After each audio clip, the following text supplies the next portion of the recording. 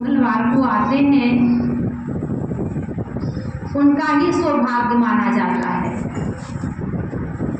और बाकी जो प्रत्येक मंगल को नहीं आ पाते हैं, कुछ ना कुछ अड़चने आती हैं या कोई उनके मन का बहाना हो जाता है, तो ये अलग बात है।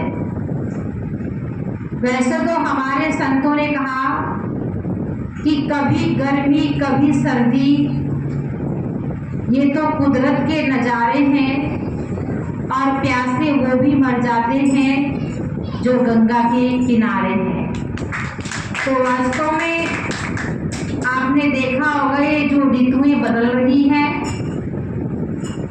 कभी सर्दी का मौसम आता है, कभी गर्मी का आता है, कभी बरसात का आता है, कभी बसंत ऋतु आती है। ये अपने समय से निरंतर चल रही है। पर कहते कि आज का जो मानव है उसने अपने जीवन में सब कुछ समझता भी है, सुनता भी है, पर अपने आप को इस मौसम के इन ऋतुओं के बंधनों में बांध लेता है।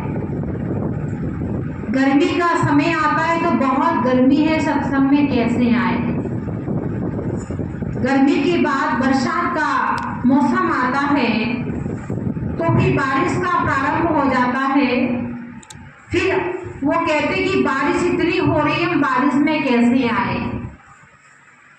उसके बाद वर्षा ऋतु समाप्त होते ही शरदी ऋतु का आगाज हो जाता है। फिर मानव अपने मन से ये कहता है कि जी अब तो सर्दी बहुत पड़ रही है, हम सर्दी में सत्संग में कैसे आ सकते हैं।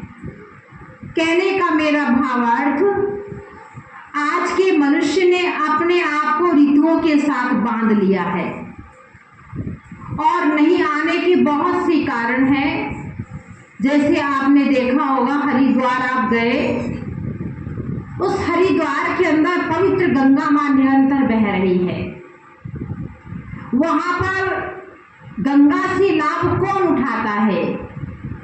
वहां के रहने वाले जो लोग हैं, अगर आप उनसे पूछेंगे कि क्या आप इस गंगा में निरंतर नहाते हैं, तो आपको शायद जवाब मिलेगा जी नहीं, हम तो गंगा में नहीं नहाते, घर के पास ही तो बह रही है, जब मन करेगा तो नहा लेंगे, पर हम नहाते नहीं गंगा में, क्योंकि मन में है घर के पास गंगा बह रही है, जब जी करेगा नहा लेंगे, अभी तो कोई जरूरत नहीं है। पर उस गंगा का लाभ कौन उठाता है? जो भक्त दूर दूर से चल करके और गंगा माँ के पास जाते हैं, तो सत्संग की गंगा और ये बहती गंगा, इन दोनों का लाभ एक भक्त उठाता है।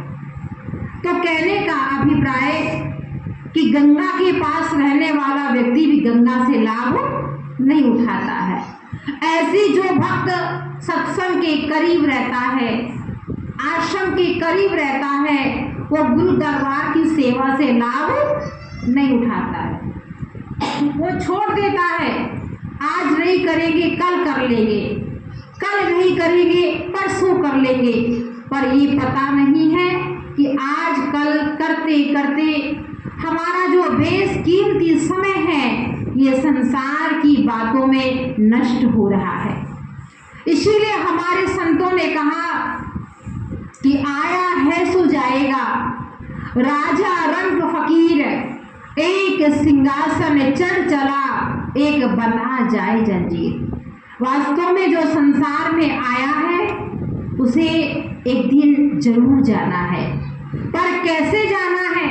कहा कि एक तो लोहे की जंजीर में जकड़ करके जाता है और वहीं पर दूसरा जो होता है वो स्वर्ण सिंहासन पर बैठ करके जाता है।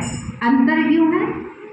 अंतर इसी बात का है कि जो व्यक्ति ने मनुष्य जन्म पाया, उसने इस मनुष्य जीवन को, इस मनुष्य योनि को संसार की बातों में लगा करके अपने आप को उलझा दिया है और परमपिता परमात्मा को भुला दिया है।